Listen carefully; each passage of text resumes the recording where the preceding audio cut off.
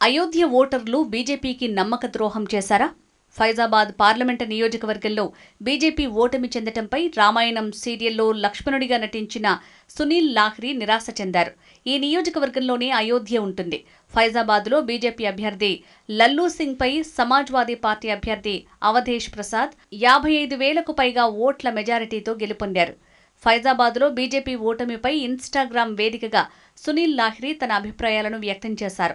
బాహుబలిని కట్టప్ప కత్తితో పొడిచే ఫోటోతో ఈ వ్యాఖ్యలను ఇన్స్టాగ్రామ్లో పోస్ట్ చేశారు సునీల్.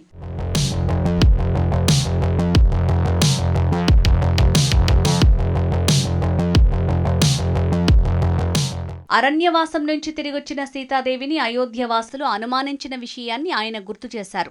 టెంటు నుంచి భవ్యమైన ఆలయంలోకి రాముడిని తీసుకువచ్చిన వారిని మోసం చేయకుండా ఎలా ఉంటారని ఆయన ప్రశ్నించారు.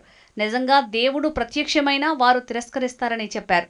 అయోధ్య పౌరులు ఎల్లప్పుడూ తమ రాజుకు ద్రోహం చేశారని, ఇందుకు చరిత్రే సాక్ష్యంగా నిలుస్తుందన్నారు. ఇది వాళ్లకు సిగ్గుచేటని ఆయన అభిప్రాయపడ్డారు.